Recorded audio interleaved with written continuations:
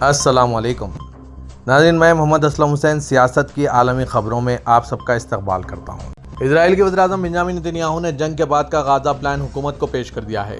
اسرائیل وزارت عظمیٰ دفتر کے جاری کردہ بیان کے مطابق کابینہ اجلاس میں پیش کیا گیا پلان غزہ کی پٹی کو اسلحہ سے پاک کرنے، اسرائیل کی سلامتی کے لیے فلسطینیوں کی نقل و حرکت کی آزادی کو محدود رکھنے اور اقوام متحدہ کے مشرق قریب کے فلسطینی مہاجرین کے لیے امدادی ایجنسی UNRWA کو بند کرنے پر مبنی ہے۔ پلان کے مطابق اسرائیل غزہ کی پٹی اور مقبوضہ دریائے اردن کے مغربی کنارے میں سیکورٹی و فوجی موضوعات پر نقل و حرکت کی آزادی کو اپنے کنٹرول میں رکھے گا۔ علاوہ ازیں مصر غزہ سرحد پر امریکہ کے زیر انتظام بفر زون بنا کر اسمگلنگ کا سدباب کرے گا۔ نتنیاہو کی حکومت کو پیش کردہ لائحہ عمل کی روس سے غزہ کا شہری نظام انتظامی صلاحیت کے حامل پیشہ ور افراد کی طرف سے چلایا جائے گا۔ ان افراد کا دہشت گردی کی حامی حکومتوں اور ساختوں سے کوئی تعلق نہیں ہوگا۔ انتظامیہ میں شامل افراد دہشت گرد کی پشت پناہی کرنے والوں سے تنخواہ نہیں لیں گے۔ اسرائیل نے رملہ کی اور بین الاقوامی برادری کی تسلیم کردہ فلسطینی انتظامیہ کو دہشت گردی کی حمایت کا قصوروار ٹھہرایا اور ان کے ساتھ غزہ انتظامیہ سے دور رکھنے کے ہدف کی طرف اشارہ کیا ہے۔ نتنیاہو کے کابینہ کو پیش کردہ لائحہ عمل کی روس سے اسرائیل UNRWA کو بند کرنے کے لیے بھی کوششیں کرے گا۔ پلان میں کہا گیا ہے کہ اقوام متحدہ ایجنسی کی جگہ یہ کام بین الاقوامی امدادی تنظیمیں سر انجام دیں گی۔ غزہ کی پٹی کی تعمیر 9 کے دوران غزہ کو مکمل طور پر اسلحہ سے پاک کر کے بنیاد پرستی کی مکمل بحالی کا کام بھی انہی ممالک کے مالی تعاون سے ہوگا جن کی اسرائیل منظوری دے گا۔ امریکی نیوز ویب سائٹ ایکسیوس نے ایک اسرائیلی اہلکار اور ایک باخبر ذرائع کے حوالے سے اطلاع دی ہے کہ وزیر اعظم اسرائیل بنیامین نتنیاہو نے غزہ کی پٹی میں قیدیوں کے بارے میں بات چیت کے لیے مذاکرات کاروں کو پیرس بھیجنے پر رضامندی ظاہر کی ہے۔ العربیہ کے مطابق ویب سائٹ نے مزید کہا کہ یہ فیصلہ امریکی صدر جو بائیڈن کی انتظامیہ کے دباؤ اور اسرائیلی جنگی کونسل کے بعض ارکان فوج اور انٹیلیجنس کے اندرونی دباؤ کے بعد کیا گیا ہے۔ ایکسیوس نے آج یہ اطلاع دی کہ امریکہ کی صدر جو بائیڈن کے مشرق و سطح کے مشیر کرگ نے اسرائیل پر زور دیا کہ وہ حماس کے ساتھ قیدیوں کے تبادلے کے سلسلے میں پیرس میں ہونے والے مذاکرات میں ایک وفد کو بھیجیں، جس میں حماس کے ساتھ مصری اور قطری ثالثوں کے مذاکرات میں پیش رفت کی طرف اشارہ کیا گیا۔ 3 باخبر اسرائیلی ذرائع کا حوالہ دیتے ہوئے ایکسیوس نے کہا کہ گرگ کا پیغام یہ ہے کہ حماس، مصر اور قطر کے درمیان مذاکرات میں کچھ پیش رفت ہوئی ہے۔ حماس اپنے مطالبات میں لچک دکھانے کے لیے تیار ہے۔ دوسری طرف وائٹ ہاؤس میں قومی سلامتی کونسل کے ترجمان جان کربی نے کہا کہ مشرق و سطح کے امریکی ایلچی میک گرگ نے مصر اور اسرائیل میں تعمیری ملاقاتیں کی ہیں۔ غزہ پر حالیہ 24 گھنٹوں کے دوران اسرائیلی حملوں میں مزید 104 اموات کے بعد حملوں کے آغاز سے اب تک ہلاک ہونے والے فلسطینیوں کی کل تعداد 29,514 ہو گئی ہے۔ غزہ کی فلسطین وزارت صحت نے جاری کردہ تحریری بیان میں اسرائیل کے 140 روزہ حملوں کے بارے میں معلومات فراہم کی۔ بیان کے مطابق حالیہ 24 گھنٹوں میں مزید 104 فلسطینی ہلاک کر دیے گئے۔ تازہ جانی نقصان کے بعد اموات کی کل تعداد 29,514 تک پہنچ گئی ہے۔ حالیہ حملوں میں زخمی ہونے والے 160 فلسطینیوں کے ساتھ زخمیوں کی کل تعداد 69,616 ہو گئی ہے۔ وزارت صحت کے مطابق بے شمار لاشیں ابھی بھی ملبے تلے دبی ہوئی ہیں۔ اسرائیلی فوج کی رکاوٹوں کی وجہ سے ہیلتھ اور سول ڈیفنس کی ٹیمیں ان لاشوں کو جمع نہیں کر پا رہی ہیں۔ اسلامی ملک سعودی عرب میں آج یوم تاسیس قومی جوش و خروش اور بھرپور جذبے کے ساتھ منایا گیا۔ ARY نیوز کے مطابق سعودی عرب میں یوم تاسیس قومی جوش و خروش اور بھرپور جذبے کے ساتھ منایا جا رہا ہے۔ اس موقع پر دارالحکومت ریاض سمیت مملکت کے تمام علاقوں میں ہر طرف سعودی پرچمیں لہرائے گئے۔ ریاض میں وزارت داخلہ کی عمارت کو خصوصی طور پر سبز خمخموں سے سجایا گیا، جس سے رات کے وقت علاقے کی رونقیں دوبالا ہو گئی ہے۔ یوم تاسیس پر دارالحکومت ریاض میں ڈرون شو کا بھی اہتمام کیا گیا۔ فیصلہ ٹاور پر ہوئے اس ڈرون شو کو دیکھنے کے لیے ہزاروں کی تعداد میں ملکی اور غیر ملکی کی بڑی تعداد موجود تھی، جبکہ کنگڈم ٹاور کو بھی یوم تاسیس کے حوالے سے روشنیوں سے سجایا گیا۔ مملکت کے تمام شہروں کی اہم سرکاری و نیم سرکاری عمارتوں کو سبز روشنیوں سے سجایا گیا ہے۔ مختلف شہروں میں یوم تاسیس کے حوالے سے تاسیسی گاؤں کے عنوان سے خصوصی علاقے تیار کیے گئے ہیں جہاں تقریبات منعقد کی جا رہی ہے۔ وزارت داخلہ کی جانب سے یوم تاسیس کے موقع پر مختلف نوعیت کے پروگرامز ترتیب دیے گئے ہیں، جن میں فوجی پریڈ، ڈرامے، شاعری، محفل و ثقافتی شوز شامل تھے۔ دوسری جانب حائل ریجن میں بھی یوم تاسیس کے موقع پر ثقافتی شوز کا اہتمام کیا گیا۔ تاسیسی قصبے کے عنوان سے نمائش کا اہتمام بھی کیا گیا جو 3 دن تک جاری رہے گی۔ نمائش میں مملکت کے عہد رفقا کی عکاسی کی گئی ہے، جبکہ بچوں کے لیے خصوصی طور پر تفریح پروگرامز کا انعقاد بھی عمل میں لایا گیا۔ ہر مسلمان کی یہ خواہش ہوتی ہے کہ وہ ریاض الجنہ میں نماز کی سعادت حاصل کرے، مگر اس مقام تک رسائی کے لیے آپ کو ایک مرحلے سے گزرنا پڑتا ہے۔ نسک ایپ پر رجسٹریشن کر کے یہ سعادت بآسانی حاصل کر سکتے ہیں۔ بین الاقوامی خبررساں ادارے کی رپورٹ کے مطابق سعودی عرب میں زائرین کی سہولت کے لیے ایک ایپ تیار کیا گیا ہے، جس کے بعد زائرین آسانی کے ساتھ ریاض الجنہ میں نماز اور عبادت کی سعادت حاصل کر سکتے ہیں۔ ریاض الجنہ میں نماز اور عبادت کی سعادت حاصل کرنے کے لیے آپ کا نسک ایپ پر اکاؤنٹ ہونا ضروری ہے۔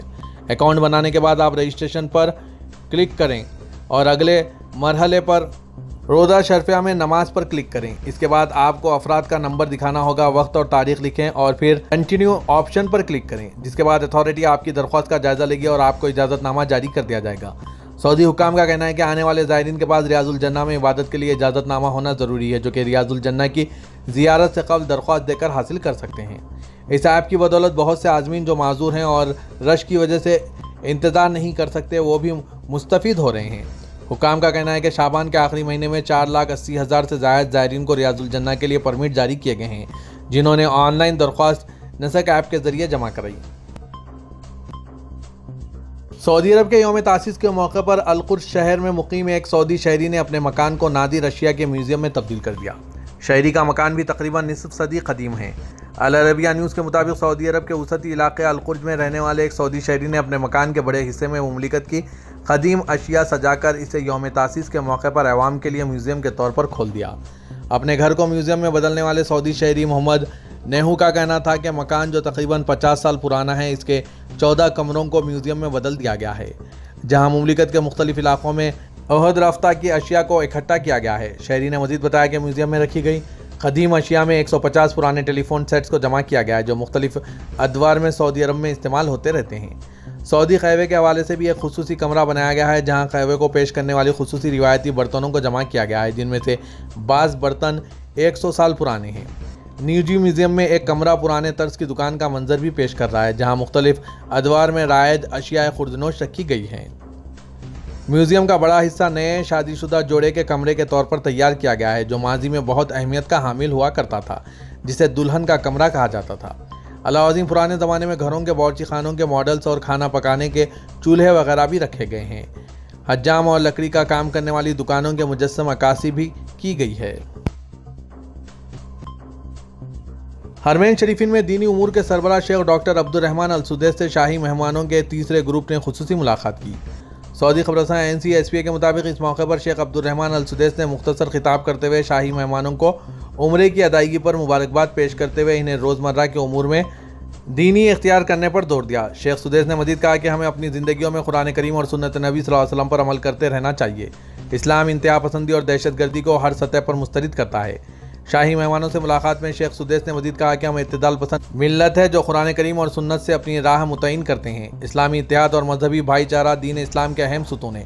ہمارا رب ایک، رسول ایک اور قبلہ بھی ایک ہی ہے۔ واضح ہے کہ خادم حرمین شریفین شاہ سلمان بن عبدالعزیز آل سعود کی ضیافت میں 16 ممالک سے 250 افراد پر مشتمل تیسرے گروپ کے ارکان مدینہ منورہ میں مختصر قیام کے بعد مکہ مکرمہ پہنچے، جہاں انہوں نے عمرہ ادا کیا۔ شاہی مہمانوں کی دیکھ بھال کے جملہ فرائض وزارت اسلامی امور کی جانب سے ادا کیے جا رہے ہیں۔ شاہی مہمانوں کو مکہ مکرمہ کے مختلف تاریخی و اسلامی مقامات کی زیارت بھی کرائی جاتی ہے۔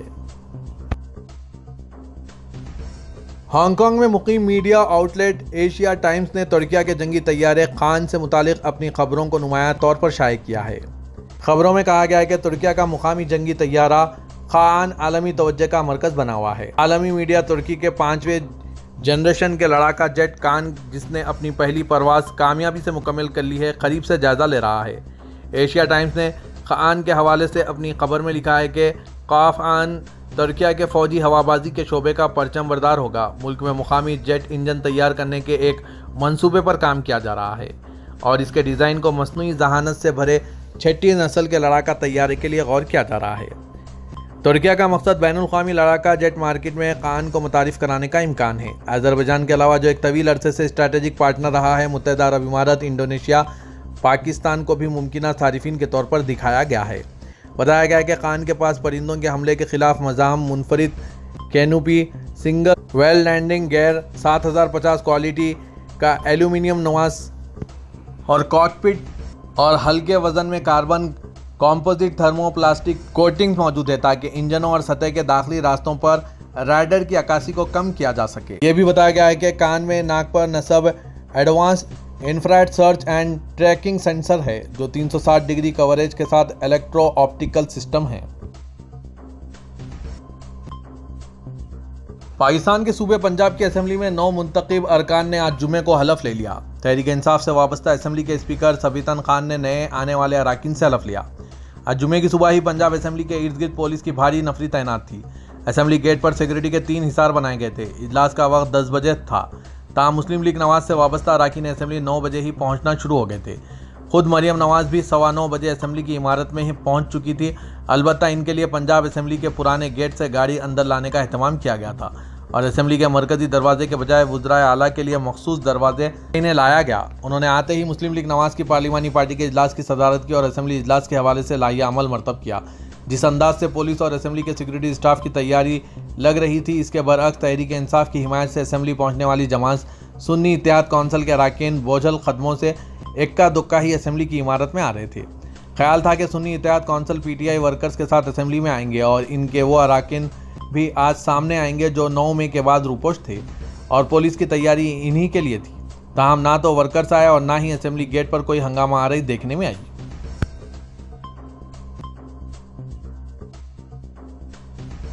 Dubai department of economy and tourism کے مطابق دبئی نے ہندوستان اور خلیجی ملک کے درمیان سفر کو فروغ دینے کے لیے 5 سالہ ملٹی انٹری ویزا متعارف کرایا ہے۔ 2023 میں دبئی نے ہندوستان سے راتوں رات 2.5 ملین زائرین کا خیر مقدم کیا، جو کہ وبائی امراض سے پہلے کے دور سے 25% اضافہ ہے۔ آج ڈی ای ٹی کے تازہ ترین اعداد و شمار کے مطابق اس نے ملک کو نمبر 1 ٹورسٹ مارکیٹ بنا دیا ہے۔ اس نے مزید کہا کہ 1 سال پہلے کی مدت میں شہر نے ہندوستان سے 18,40,000 سیاحوں کی میزبانی کی، جبکہ 2019 میں اس نے 19,70,000 سیاحوں کا خیر مقدم کیا۔ اعداد و شمار نے تجویز کیا کہ غیر معمولی 34% سال بسال ترقی کے ساتھ ہندوستان کسی ایک ملک سے سب سے زیادہ بین الاقوامی زائرین کے ساتھ نمبر 1 سورس مارکیٹ بنا رہا۔ ڈی ای ٹی نے کہا کہ دبئی نے ہندوستان اور دبئی کے درمیان سفر کو مزید تقویت دینے، پائیدار اقتصادی تعاون کو فروغ دینے اور سیاحت اور کاروباری تعلقات کو فروغ دینے کے لیے 5 سالہ 1 سے زائد داخلے کا ویزا متعارف کرایا ہے۔ یہ قدم اس بات کو یقینی بناتا ہے کہ سروس کی درخواست موصول ہونے اور قبول کرنے کے بعد 2 سے 5 کام کے دنوں کے اندر جاری ہونے والا ویزا اپنے ہولڈر کو ملک میں 90 دنوں تک رہنے کی اجازت دیتا ہے۔ اسی مدت کے لیے ایک بار توسیع کی جا سکتی ہے۔